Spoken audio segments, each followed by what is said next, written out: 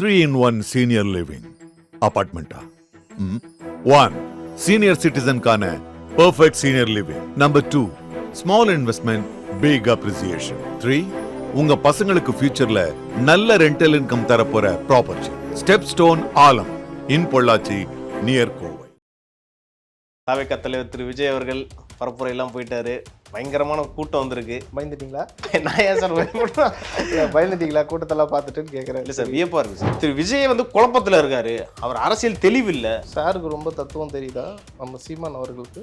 இலங்கையில் நான் பிரபாகரன் அண்ணாவோட இருந்தேன், உணவு இருந்தேன், அவரே அங்கே கஷ்டப்பட்டுன்னு மக்களுக்காக போராடினார். இவர் வர வச்சு இவருக்கு சாப்பாடு போட்டு பரிமாறி அனுப்பிச்சாங்களாமா சார்? புழுகலாம் சார், போய் ஒரு அளவு இல்லைன்றீங்க. ஒரு அளவு இல்லை.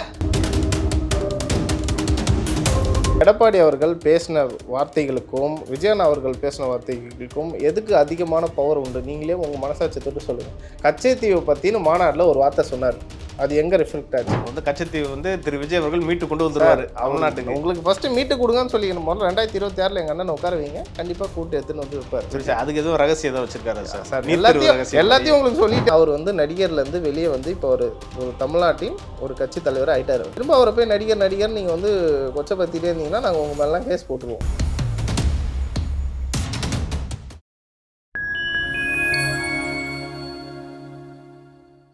ஃபைன் டைம் மீடியா நேயர்களுக்கு வணக்கம். இன்று நம்மோடு இணைந்திருப்பவர் தமிழ்நாடு இளைஞர் கட்சியை சேர்ந்த திரு கோகுலகிருஷ்ணன் அவர்கள். வாருங்கள், அவரிடம் அரசியல் சார்ந்த பல்வேறு கேள்விகளை முன்வைக்கலாம். வணக்கம் சார். வணக்கம். தாவேகா தலைவர் திரு விஜய் அவர்கள் பரப்புரையெல்லாம் போயிட்டாரு. பயங்கரமான கூட்டம் வந்திருக்கு. பயந்துட்டீங்களா? நான் ஏன் சார் பயந்துட்டீங்களா கூட்டத்தெல்லாம் பார்த்துட்டுன்னு கேட்குறேன். இல்லை சார், வியப்பாக இருக்குது சார். எங்க ரசிகர்கள் கூட்டமா தொண்டர்கள் கூட்டமான்ற ஒரு வியப்பு இருக்கு. அதனால எப்படி அந்த பொதுமக்களை நீங்க பார்க்கல, வெறும் ரசிகராகவும் தொண்டரா மட்டும் தான் பாக்குறீங்க. பொதுமக்கள் அங்க நின்னாங்க, அதை நீங்க கரண்ட் கம்பத்துல ஏறினது, மரத்துல ஏறினது, ரூஃப்ல ஏறினதெல்லாம் சரி. அவங்க எல்லாம் ஏறாம தடுக்கிறது யாரோட வேலை அந்த இடத்துல? அவங்களுக்கு ஏறாம இருக்க சொல்ற தலைவரோட. யாரோட சார்? அப்புறம் இது காவல்துறை கேட்கறோம்ல சார். காவல்துறை பர்மிஷன் கேட்டாலும் தடுக்க முடியல சார். ஒரு ஸ்டேஜ் தடுக்க முடியல. ஏன்னா அவ்வளவு கட்டுக்கடங்காத கூட்டம் இருக்கு. அதுக்கு பேர் என்ன? அரசியல் படுத்தலன்னு சொல்லலாம். எப்படி அரசியல் படுத்தல? டிசிப்ளின் இல்லைன்னு சொல்லலாம். சரி, நான் இந்த அரசியல் படுத்தலன்றதுக்கு ஒரு பதில் சொல்லிட்டேன். என்ன அரசியல் படுத்தல சொல்லுங்க. நம்ம அந்த டாபிக் உள்ள போவோம். அது பெரிய டாபிக். சொல்லுங்க, நம்ம போலாம் சார். அதை பத்தி நம்ம அதுக்கு முன்னாடி ஒரு சில சப்ஜெக்ட் நம்ம பேச வேண்டியது இருக்கு. என்னன்னா, அமைச்சர் திரு MRK பன்னீர்செல்வம் அவர்கள் வந்து இன்னைக்கு ஒரு ஸ்டேட்மெண்ட் விட்டுருக்காரு. கொரோனா காலத்துல திரு விஜய் அவர்கள் என்ன வந்து உதவி பண்ணாரு? பல்வேறு அரசியல் கட்சி தலைவர்கள்லாம் வந்து வெளியில வந்தாங்க, அவங்களாம் செய்யாத ஹெல்ப் ஒரு திரு விஜய் அவர்கள் செஞ்சுட்டாரு அப்படின்ற மாதிரி கேள்வி கேட்கறாங்க. அது இன்னொரு விஷயம் கேட்கிறாரு. அதாவது 2011 சட்டமன்ற தேர்தல் அப்போ திமுகவுக்கு ஆதரவா நகைச்சுவை நடிகர் திரு வடிவேல் அவர்கள் வந்து பரப்புரைப்பினா அப்போ எவ்வளவு கூட்டம் வந்துச்சுன்றதெல்லாம் பார்ப்பீங்க. அந்த தேர்தலில் வந்து திமுக படுதோல்வி அடைஞ்சது. அதே கூட்டம் தான் திரு விஜய்க்கும் வருது. இதெல்லாம் எப்படி வாக்கா மாறும்னு நீங்க நினைக்கிறீங்க? நல்ல கேள்வி. இப்போது கொரோனா காலத்தில் வந்து விஜயன் அவர்கள் வெளியே வரலன்னு சொன்னதே வந்து அவங்க வந்து அப்போ அப்டேட்டில் இல்லைன்னு நினைக்கிறேன். அதாவது அவங்க எல்லாம் அந்த கொரோனா காலத்தில் அவங்க வீட்டில் தூங்கிட்டு இருந்ததுனால தான் அவர் அந்த கேள்வியை கேட்டிருக்காரு. நல்லா பார்க்க சொல்லுங்கள். இது பிரதமர் நிதி இதுக்கு வந்து 50 லட்சம் கொடுத்துருக்காங்க. அதே மாதிரி சிஎம் ஃபண்டுக்கு ஒரு 50 லட்சம் கொடுத்துருக்காரு. கேரளா ஃபண்டுக்கு வந்து கேரளாவோட ஸ்டேட்டுக்கு வந்து 25 லட்சம். அது இல்லாமல் திரைப்பட சங்கத்துக்கு வந்து ஒரு 25 லட்சம் கொடுத்துருக்காரு. அதையும் தாண்டி ஆந்திரா, தெலுங்கானா, கர்நாடகா, புதுச்சேரி 4 மாவட்டத்துக்கு 5 லட்சம் கொடுத்துருக்காரு. இதெல்லாம் வந்து வெளியே வராமல் தான் அவர் செஞ்சதா இல்லை அவர் பண்ணாத? இதெல்லாம் வந்து அவர் மக்கள் காசு எடுத்து கொடுத்தாரா, தன்னோட காசு எடுத்து கொடுத்தாரா? இல்லை களப்பணி என்ன செய்கிறாருன்ற கேள்வி வருது சார். அன்றைக்கி வெளியே யாரை விட்டாங்க சார்? மற்ற எல்லா மினிஸ்டர்களும் அன்றைக்கி எல்லா மினிஸ்டர்களும் வெளியே வந்தாங்கன்னு சொன்னீங்களே, எந்தெந்த மினிஸ்டர்லாம் வெளியே வந்தாங்க? சுப்பிரமணியன் அவர்களை தவிர்த்து வேறு யாருனா வெளியே வந்தாங்களா? இன்னைக்கு வடசென்னையை கையில் வச்சு ஆண்டு கொண்டிருக்கும் அவர் பேர்லாம் சேகர் பாபு அவர்களே வெளியே வரல. பார்த்தீங்களா? மினிஸ்டர் பேரே மறந்துடுறோம். ஏன்னா அவங்க வேலை செஞ்சால் தானே எங்களுக்கு ஞாபகம் இருக்கும். மக்கள் பணியை வந்து கோயிலுக்கு வந்து குடமுழுக்கு பண்ணிக்கிட்டு இருக்காரு சார். சும்மா வந்து பாவத்தை கழியத்துக்காக சொல்லக்கூடாது. பாவத்தை கழியத்துக்காக பண்ணக்கூடாது சார். குடமுழுக்கு விழா பண்ணீங்கன்னா எல்லா பாவமும் சரியாயிடுமா? சரி பார்ப்போம், அடுத்த கேள்வி சொல்லுங்க. சரி, இது எப்படி பாக்குறீங்க? அவர் வந்து திரு விஜய் வெளியிலே வரல, அதுதான் கலப்பதையே சொல்லல பண்ணல, சார். ஃபீல்டுக்கே அவங்க வரல. தூங்கிட்டு இருந்தாங்க கொரோனா டைம்ல. அவங்க எல்லாரும் வீட்ல நல்லா பாய் தலையணி போட்டு நல்லா ஏசி போட்டு தூங்கிட்டு வெளியே வராம என்ன நடக்குதுன்னு தெரியாம அவங்க பேசிட்டு இருக்காங்க. இப்போ திமுக இப்போ அவர் ஆட்சிக்கு சொன்னார் இல்லையா, திமுக ஆட்சியில் எல்லாரும் வெளியே வந்தாரு. யார் வந்தாங்க? எங்க ஏரியால என் தலைவர் கூட வெளியே வரல, முதல்வரே வந்து போனாரு, கவுன்சிலரே வெளியே வரல. சார். நான் என்ன, என் ஏரியால என் கவுன்சிலரே வெளியே வரல, நாங்க தான் வெளியே போய் சாப்பாடு கொடுத்துட்டு இருந்தோம். முதல்வர் வந்து பிபி டிக்கெட் எல்லாம் போட்டு கோயம்புத்தூர்ல ஒரு ஹாஸ்பிட்டல்ல போயிட்டு தைரியமா உள்ள போயிட்டு வந்தாரு. இந்தியாலே ஃபர்ஸ்ட் சிஎம் அவர் தான் போனான்ற பேர்லாம் வாங்கினாங்க. எவ்வளவு சரிங்க, பரபரப்பா சிஎம் அப்போ வந்து பேசப்பட்டுச்சு. 21ல் அவர் ஜெயிச்ச சூடு, அவர் மக்களுக்கு நம்ம நல்லது பண்ண போறோம் அப்படின்னு நினைச்சு அவரு இறங்கி போய் செஞ்சாரு, எல்லாம் பண்ணாரு. அதுக்கப்புறம் கொரோனா சார், உச்சத்தை அதாவது ட்ரெய்லர் சார், அது ட்ரெய்லர் விட்டாங்க, ஆனா படம் நல்லா இல்லையா? இந்த 4 நீங்க தான் வருஷமா சார் படம் சொல்றீங்க. நல்லா இல்லையா? நீங்க தான் சார் சொல்றீங்க. நான் என்ன சொன்னேன்?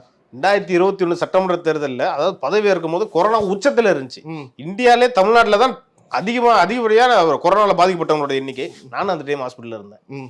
ஏன் சொல்றேன்னா, கொரோனாவை கட்டுப்படுத்தினதுல திமுக அரசுக்கு ஒரு பெரிய பங்கு இருக்கு சார். அது வந்து பாராட்டக்கூடிய விஷயம் தான். அது வந்து நீங்க இல்லைன்னு சொல்ல பொதுமக்களும் இளைஞர்களும் ஒத்துழைக்காம தான் அவங்க இது பண்ணிட்டாரு. சொல்லுங்க. பொதுமக்கள் வந்து முதலமைச்சர் சொன்ன வார்த்தைகளை அதாவது முதலமைச்சர் சொன்ன வார்த்தையை கேட்காம வெளியே சுத்திட்டு அலைஞ்சிட்டு இருந்தா இது கட்டுக்குள்ள வந்திருக்குமா? பொதுமக்களோட அர்ப்பணிப்பு இருக்குல்ல, அதை பத்தி ஏன் பேச மாட்டீங்க? உடனே வந்து திமுக ஆட்சி தான் இதை சரி செய்ததுன்னு உடனே பொதுமக்களுக்கும் பங்கு இருக்குல்ல. எவ்வளவு கஷ்டங்கள், எவ்வளவு பேர் வந்து இல்லாம பொதுமக்கள் எப்படி சார்? அப்போ மக்கள் இல்லைன்னா அரசே இல்லையா சார்? பொதுமக்கள் இல்லைன்னா அரசே இல்லையே. அதே உத்தரவு போட்டாங்க. லாக்டவுன் போட்டது இவங்க தான், கட்டுப்படுத்தினது இவங்க தான். சார் நான் என்ன கேட்கிறேன், ஹாஸ்பிட்டல்ஸ்ல சார் அவ்வளவு ஆக்சிஜன் கொண்டு வந்தது இவங்கன்ற. எப்போ சார் ஆக்சிஜன் சப்ளை எவ்வளோ கம்மி, எவ்வளோ தட்டுப்பாடுன்றது தெரியுமா சார்? எனக்கு தெரியும், பர்சனலாக நான் அதை அனுபவிச்சிருக்கேன். சரிங்களா? ஸோ அதெல்லாம் ரொம்ப டீப்தாக போனால் பேசலாம். என் ஃபேமிலியில் எங்கள் அப்பா கூட அஃபெக்டட் தான், எவ்வளோ கஷ்டப்பட்டு நான் காப்பாற்றினேன், ஆக்சிஜன் இல்லாததில் அதெல்லாம் பேசணும். அவர் என்ன சொன்னார்? விஜயனா வெளியே வரலன்னு. அதாவது எந்த மனிதர்களே வெளியே விட்டாங்க? எல்லாருக்கும் லாக்டவுன், எப்படி வெளியே வருவாங்க? புரியல எனக்கு. அவர் கேட்ட கேள்வியே இதில் தப்பாக இருக்கே. அவரால் முடிஞ்ச எல்லா உதவியும் பண்ணியிருக்காரு அந்த டைமில். அது இல்லாமல் மக்கள் இயக்கமாக இருந்த அப்பொழுது இருந்த நிர்வாகிகள் எல்லாரும் அவங்கவுங்க ஏரியாவில் அவங்கவுங்க ஊருக்கு அவங்க ஹெல்ப் பண்ணிட்டு தான் இருந்தாங்க. இது வந்து விஜயனோட கட்டளையோட தான் பண்ணிட்டு இருந்தாங்க. ஒருவேளை அவர் வந்து லாக்டவுன் ரிலாக்ஸ் ஆனதுக்கப்புறம் திரு விஜய் என்ன பண்ணாருன்ற கேள்வி கூட இருந்திருக்கலாம். அப்படி கேட்குறேன். எப்படி கொரோனா லாக்டவுன்லாம் ரிலாக்ஸ் பண்ணதுக்கப்புறம் திரு விஜய் அவர்கள் எங்கே போயிட்டு இந்த நலப்பணி செஞ்சார் அப்படின்ற கேள்வி ஒருவேளை அவர் கேட்டிருக்கலாம். இப்படி மீன் பண்ணியிருக்கலாம். எப்படி இது கேள்வி அவரு கேட்குற மாதிரி இல்லையே, நீங்கள் கேட்குற மாதிரி தான் எனக்கு. இல்லை சார், அப்படி மீன் பண்ணியிருக்கலாம். முதல்ல நான் கேட்ட கேள்விக்கெல்லாம் பதில் சொல்லுங்க சார். சரிங்களா? அவர் சொன்னார்ல பிரிகற்பன் எங்கே போனா, அவர்னா தூங்கிட்டு இருந்தாரா? அப்போ இதெல்லாம் அவருக்கு தெரியலையா? நான் கேட்குறேன், அதுக்கு பதில் சொல்லுங்க. தெரியலன்னா ஆமாம் தெரியல சொல்லுங்க, நான் அடுத்ததுக்கு உங்களுக்கு பதில் சொல்கிறேன். திரு சீமான் அவர்கள் நீங்கள் பார்த்துருப்பீங்க, நான் சொல்லி உங்களுக்கு சொல்லணும்னு அவசியம் இல்லை. அவங்க என்ன சொல்கிறாங்கன்னா, திரு விஜய் அவர்கள் அரசியலுக்கு வரும்போது ஆதரிச்சார், திரு சீமான் ஆதரிச்சார். இப்போ ஏன் ஆதரிக்கலன்னு கேட்கறதுக்கு அவர் என்ன சொல்கிறாங்கன்னா, அவங்ககிட்ட வந்து அவங்க திரு விஜய் வந்து குழப்பத்தில் இருக்காரு, அவர் அரசியல் தெளிவில்லை, தத்துவமே இல்லைன்றாங்க சார். அது எப்படி சார் நீங்கள் பார்க்குறீங்க? சாருக்கு ரொம்ப தத்துவம் தெரியுதா நம்ம சீமான் அவர்களுக்கு? கேட்குறேன். ஏன்னா விஜயன் அவர்கள் அவர் தத்துவத்தை பேசுகிறார். என்ன தத்துவம் பேசிட்டாரு? ஆமாக்கறி சாப்பிட்டது தத்துவமா சார்? அதை மட்டும் ஏன் சார் பார்க்குறீங்க? அது வந்து PK-74 அது என்ன கண்ணு சொன்னார்? AK-47 பார்த்துக்கிறேன், அது நாங்கள் PK-47 இல்லை தெரியல. இதெல்லாம் தத்துவமா? சொல்லுங்க, நான் ஒத்துக்கிறேன். சொல்லுங்க. இலங்கையில் நான் பிரபாகரன் அண்ணாவோட இருந்தேன், உணவு இருந்தேன், அவரே அங்கே கஷ்டப்பட்டுன்னு மக்களுக்காக போராடினார். இவர் வர வச்சு இவருக்கு சாப்பாடு போட்டு பரிமாறி அமிச்சாங்களாமா சார்? புழுகலாம் சார். போய் ஒரு அளவு இல்லைன்றீங்களா? ஒரு அளவு இல்லை சொல்லுங்க, ஒரு அளவு இல்லையான்னு சொல்லுங்க. நீங்கள் உண்மையாலே பிரபாகரன் அவர்களுக்காக நீங்கள் அவரோட கொள்கை தலைவராக நீங்கள் ஏற்று அவருக்காக நீங்கள் இப்போ போராடி இருந்தீங்கன்னா, ஈழத்தமிழர்களுக்காக நீங்கள் போராடி இருந்தால் டிஎம்கே கூட போய் உட்காந்து சமரசம் பேசுவீங்களா? அவங்க பேசவே இல்லைங்கிறாங்களே. சரி, எதுக்கு இரங்கல் தெரிவிக்க போனாங்க சார்? சார் இரங்கல் தெரிவிக்க போறாங்க, அது நீங்க பாத்தீங்களா?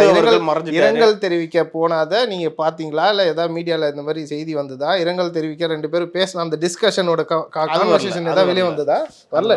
அப்போ சிஎம்ஐ பார்த்த முன்பு, நீங்க பாத்தீங்களா? சிஎம்ஐ பார்த்த பின்பு சார் நான் என்ன கேட்குறேன், சிஎம்ஐ பார்த்த முன்பு என் தம்பி வந்துட்டான், என் தம்பி ஜெயிச்சிருவான், என் தம்பிக்கு நான் வந்து டெப்டி சிஎம்மாக போஸ்டிங் தெரியும், இதெல்லாம் அவரு சொன்னது தாங்க. என்கிட்ட வீடியோ ஆதாரம் இதை நான் சொல்லட்டுமா சார்? அதெல்லாம் பேசினாரு. அப்புறம் சிஎம்ஐ பார்த்த பின்பு நான் போர் தொடுப்பேன் அப்படின்னா யார் போர் தொடுக்கிறீங்க? அது நம்ம சிஎம் பார்த்துட்டு வந்ததுனாலே திரு விஜய் அவர்களை விமர்சிக்கிறாரு. நம்ம கன்க்ளூஷன். நீங்க தமிழ் தேசியத்தை பத்தி பேசுறீங்க. சீமான் அவர்கள் தமிழ் தேசியத்தை பத்தி தானே. இனப்படுகொலைக்கு முக்கியமான காரணம் யாரு? இப்போ ஆட்சியில் இருந்த திராவிட முன்னேற்ற கழகம். அப்போ நீங்க ஏன் குரலே கொடுக்கல? அதே அதே திராவிட முன்னேற்ற கழகத்துக்கு போய் நான் வந்து இரங்கல் தெரிவிச்சேன்றீங்களே, அதை எங்களால் எப்படி நம்ப முடியும் நினைக்கிறீங்க? திடீர்னு பார்த்தா ஒரு இசூஸ் கார் வந்து நிற்கிது. சரி ஓகே விட்டுருங்க, இசூஸ் காரை விட்டுருங்க. சரி திடீர்னு பார்த்தா ஃபார்ச்சுனருக்கு பூஜை போடுறாரு. எப்படி இதுல என்ன தவறு இருக்கு? எப்படி திறன்நிதியில் வாங்கினாரா?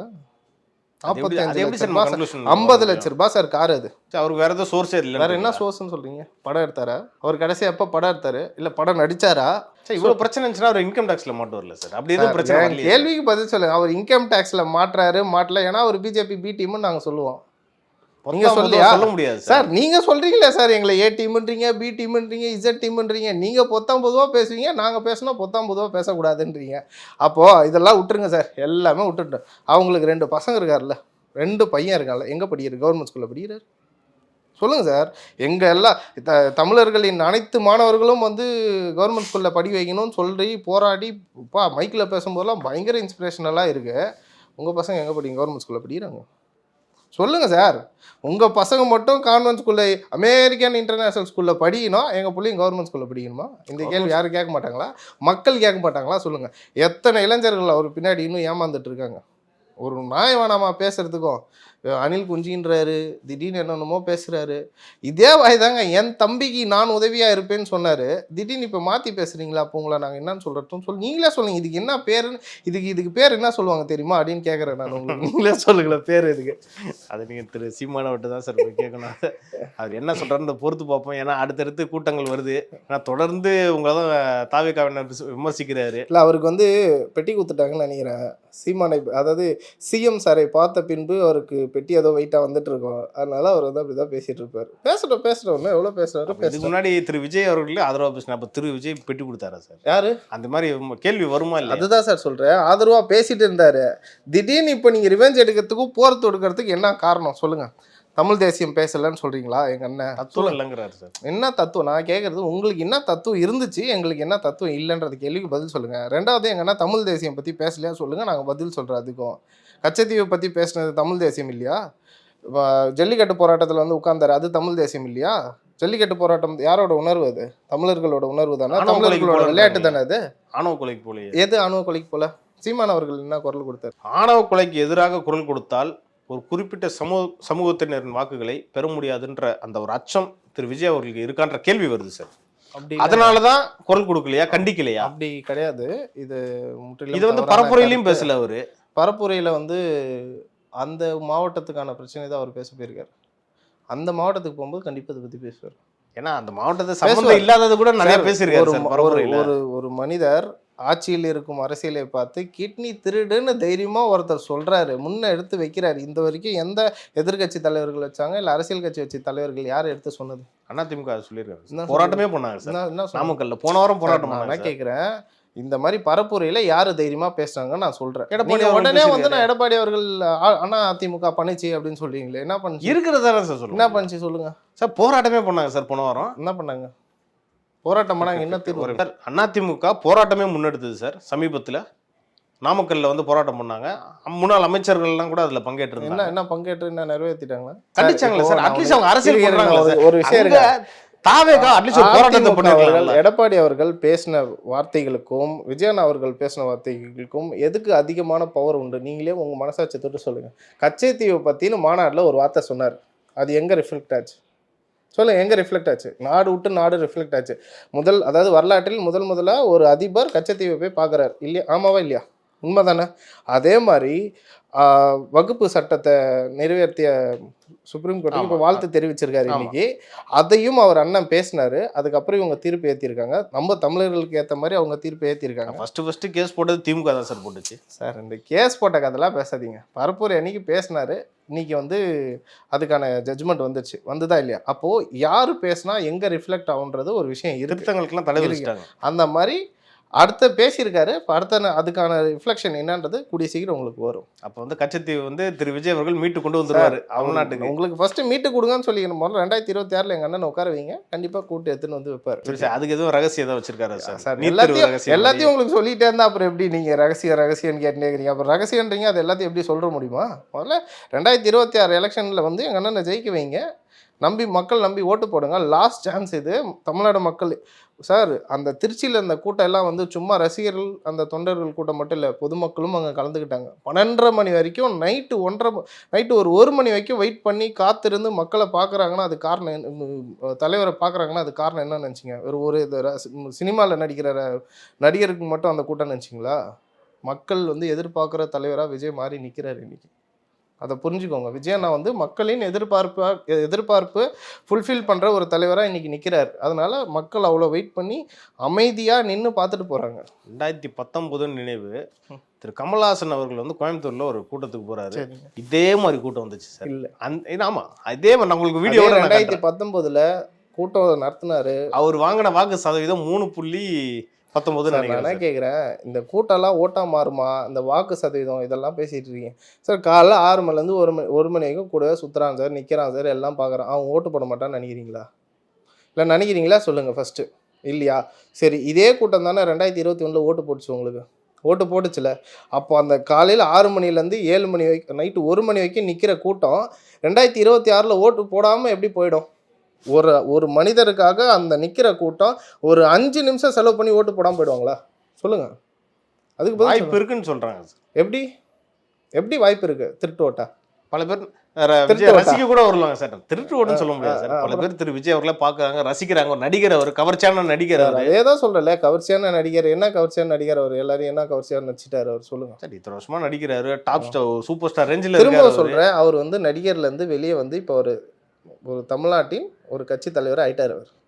திரும்ப அவரை போய் நடிகர் நீங்கள் வந்து கொச்சை பற்றிட்டே இருந்தீங்கன்னா நாங்கள் உங்கள் மேலாம் கேஸ் போட்டுருவோம். சேவை படம் வருது சார். வரட்ட லாஸ்ட் படம் தானே. அப்பயே வந்து டெப்டி சிஎம் அவர்களை நடிகர்னு சொல்ல மாட்டீங்க? அவரு ஓப்பனா சொல்லிட்டாரு. அதுவும் இல்லாம ஒரு பொறுப்புல இருக்காரு. என்ன சொல்லிட்டாங்க? துணை முதல்வர் பொறுப்புல இருக்காரு. ஓப்பனா என்ன சொல்லிட்டாரு? நடிக்க மாட்டேன் எங்க தலைவரும் சொல்லிட்டாரு சார். ஆனா படம் ஒண்ணு வருது இல்ல சார். அவங்க சொன்னதை வந்து ஏதாவது ஒண்ணு நிறைவேற்றிருக்காங்களா சொல்லுங்க. 2019 மாண்புமிகு திரு முதலமைச்சர் அவர்கள் சொன்னாரு, நியூஸ் சேனல், அதுவும் அவங்களோட சன் நியூஸ் தொலைக்காட்சியில, என் குடும்பத்திலிருந்து என்னோட தான் கடைசி, யாரும் இதுக்கப்புறம் அரசியல் வரமாட்டாங்கன்னாரு. வந்தாங்களா? வந்ததுக்கு அப்புறம் நான் வந்து போஸ்டிங்லாம் தரமாட்டோம், எம்எல்ஏக்கெல்லாம் நிற்க வச்சாங்களா? எம்எல்ஏ ஆன அப்புறம் நாங்கள் மினிஸ்டர்லாம் கொடுக்க மாட்டோம், நாங்கள் கொடுத்துட்டாங்களா? அந்த மாதிரி நடிக்க மாட்டேன்னு இப்போ சொல்லுவாங்க. நாளைக்கு நடிக்கவும் போகலாம். என்ன இதெல்லாம் நம்ம ஏன் சார் நம்ம பேசணும் சொல்லுங்கள். அந்த மாதிரி தான் இதுவும் இதே மாதிரி தான் சார். எல்லாருமே சும்மா வந்து திரும்ப ஒரு நடிகர்னு சொல்லாதீங்க. அதே மாதிரி வந்து நீட்டை பற்றி இவர் பேசினார், எங்கள் அண்ணன் பேச ஆரம்பிச்சாருன்னு வச்சுக்கோங்க, அதுக்கான ரிசல்ட்டும் வந்துடும். இப்போ உங்களுக்கு என்ன ரிசல்ட் வந்துருச்சு? இது எப்படி நீட்டை ரத்து பண்ணுறதுன்னு இவங்க சொன்னாங்க. இப்போ இவர் உதயநிதி ஸ்டாலின் அவர்கள் வந்து எய்ம்ஸ் மருத்துவமனையை நீட்டை வச்சு தான் ஓட்டை வாங்கியே ஜெயிச்சாங்க. அது இல்லையா எல்லாருக்கும் தெரியும். பிரச்சாரத்தில் அதுதான் முக்கியமாக பேசப்பட்ட ஒரு பொருள். இன்றைக்கி வந்து எங்களால் முடியாதுன்ற கை விரிச்சிட்டாங்க.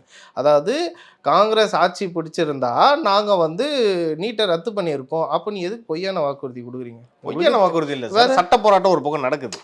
என்ன போராட்டம்? திமுக மாணவர் அணி, மகளிர் இளைஞர் அணின்னு எல்லாருமே வந்து போராட்டம் பண்றாங்க. ஒரு பக்கம் சட்ட போராட்டம் நடந்துகிட்டு இருக்கு. போராட்டம் சார். ஆட்சி நீட்டை ரத்து பண்றதுக்கு சார் அவங்க தான் முடியாதுன்னு கை விரிச்சிட்டாரு சார் முதலமைச்சர் அவர்கள். காங்கிரஸ் வந்து மத்தியில் ஆட்சி அமைச்சிருந்தா நான் தமிழ்நாட்டில்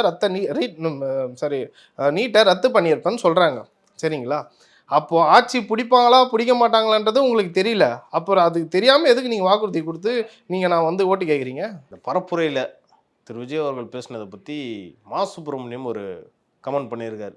அமைச்சர் திரு மா சுப்பிரமணியம் என்ன சொல்லியிருக்காருன்னா, விஜய் வந்து எதையுமே கவனிக்க மாட்டாரா, படிக்கவே மாட்டாரா, ஏன்னா தமிழ்நாடு அந்த பொருளாதார வளர்ச்சி வந்து பார்த்துருக்காரா அவர் அப்படின்ற மாதிரி ஒரு கமெண்ட் பண்ணியிருக்காரு. இதை எப்படி பார்க்குறீங்க? என்ன பொருளாதார வளர்ச்சியில் பார்க்கலையா கேட்குறேன், எனக்கு தெரியல, அதனால கேட்குறேன் சார். பொருளாதார வளர்ச்சியில் விஜய் என்ன பார்க்க மாட்டாரான்னு கேட்குறாரு. அவர் வந்து ஃபாலோ பண்ணுறது இல்லையா? நியூஸ் எதுவுமே ஃபாலோ பண்ணல. என்ன நியூஸை ஃபாலோ பண்ணல? இப்போ அவர் ஒரு விஷயம், இந்தியாவிலே வந்து பொருளாதார வளர்ச்சியில் தமிழ்நாடு முன்னிலையில் இருக்கு. தமிழ்நாடு கடனில் எவ்வளோ அதிகமாக இருக்கு? இதுக்கு முன்னாடி ஆட்சியில் கடன் இல்லையா சார்? சார் 1952லேருந்து 2021 இந்த 50 வருஷத்து சட்டசபை இதுலேயே வந்து 45 கோடி 4.5 லட்சம் கோடி தான் கடனில் இருந்தது. இந்த 4 வருஷத்துல 4 லட்சம் கோடி எப்படி சார் ஏறிச்சு? இலவசம் கொடுத்து ஏமாத்திட்டீங்களா? வளர்ச்சி திட்டம் பண்றாங்க. எப்படி வளர்ச்சி திட்டம்? மக்களுக்கு 1000 ரூபாய் கொடுக்குறேன், எல்லா மக்களுக்கும் 1000 ரூபாய் கொடுக்குறேன்னு சொல்லிட்டு, எல்லா பெண்களுக்கும் 1000 ரூபாய் கொடுக்குறேன்னு சொல்லிட்டு கட்சியில் வந்து இல்லை அதுக்கு எலிஜிபிலிட்டியாக இருக்கவங்களுக்கு மட்டும் தான் 1000 ரூபாய் தருவேன்னு சொல்லி ஏமாற்றி அதெல்லாம் வந்து கடனை வாங்கி இப்படி கடன் கொடுக்குறதா? இல்லை முன்னாடி வாங்கின கடனுக்கு வட்டி கட்டுறாங்களா? அப்போ தமிழ்நாட்டில் வருமானமே இல்லை. தமிழ்நாட்டில் எந்த வருமானமும் வரல. போக்குவரத்து துறையில் வரல, மின்சாரத்துறையில் வரல. கடனை பற்றி பேசுறீங்க. கடன் வாங்கி சார் நீங்கள் வளர்ச்சின்னு பேசுனீங்க இல்லையா? அவர் சொன்னார் இல்லையா, வளர்ச்சியை பற்றி பார்க்கல. என்ன வளர்ச்சி? இப்போ ஒரு பிரிட்ஜ் கடன் வாங்கி வந்து வளர மாட்டோமா சார்? நான் பேசி முடிச்சிடறேன். வளர்ச்சின்னு வச்சுக்கோங்க, கிளாம்பாக்கத்தில் ஒரு பஸ் ஸ்டாப் திறந்தாங்களா இல்லையா? அந்த பஸ் ஸ்டாப்போட சின்னம் எல்லாரும் யார் எப்படி இருக்குன்னு சொல்ல, டிசைன் எப்படி இருந்தது? நீங்க தான் சார் சொல்லணும். நீங்களே சொல்லுங்க. கழுகு பார்வையில் பார்க்கும்போது அந்த பஸ் ஸ்டாண்ட் எப்படி இருந்தது? பஸ் ஸ்டாண்ட் மாதிரி தான் சார். சார் சும்மா எல்லாம் சொல்லக்கூடாது, சொல்லுங்க. சூரியன் மாதிரி இல்லைன்னு சொல்லுங்க. இல்லையா, அது ஸ்ட்ரக்சர் அந்த மாதிரி போட்டுருக்காங்க. என்ன சார் அப்போ அது பொது சொத்தா இல்லை திமுகவின் சொத்தா? சொல்லுங்க. அது எப்படி சார்? அது திமுகவின் சொத்து மேல நீங்க உங்களோட சின்னத்தை நீங்க காட்டலாம், அதுல ஒரு நியாயம் உண்டு. ஓகே, அப்படி பார்த்தா எம்ஜிஆர் சமாதி அவரையும் தான் சொல்றேன், நான் 2 பேரும் தான் சொல்றேன். ஏடிஎம்கேயும் சொல்கிறேன், டிஎம்கேயும் சொல்கிறேன். இவ்வளோ வருஷம் இந்த 75 வருஷம் அரசியல் இதுலேயே வந்து இவங்க 2 பேரும் மாதிரி யாருமே இல்லைன்றேன் நான். எப்படின்னா அவங்க சொத்து, அவங்களோட சின்னத்தை வந்து மக்களோட சொத்துல வச்சு காமிச்சிருவாங்க. விளம்பரம் இப்படிலாம் விளம்பரம் பண்ணுவாங்க. இதுதான் அப்படிதான். மக்கள் இன்னும் எத்தனை நாள் சார் பெரிய முட்டாளாவே பார்த்துனே இருப்பாங்க? அப்போ தமிழக வெற்றி கழகத்திற்கு என்ன சார் அது பேர்? எது சொல்லுங்க, என்ன சின்ன வச்சாரு? இல்லை என்ன சின்ன வெற்றின்றதுக்கான குறியீடு என்னன்னு நான் கேட்குறேன். நான் கேட்ட கேள்வி என்னன்னா, கிளாம்பாக்கம் பஸ் ஸ்டாப்பை பண்ணியிருக்காங்க, ஸ்ட்ரக்சர் பண்ணியிருக்காங்க, சூரியன் மாதிரி ஸ்ட்ரக்சர் பண்ணியிருக்காங்க. அது ஒரு பெரிய விமர்சனமாக ஆச்சு. அது அப்போ எல்லாருமே பேசினாங்க, டிபேட் ஷோ எடுத்தாங்க, அதெல்லாம் அந்த மாதிரி பண்ணுறதுக்கு கவர்மெண்ட்டு யாரோட பணத்தை எடுத்து பஸ் ஸ்டாண்ட் கட்டினீங்க?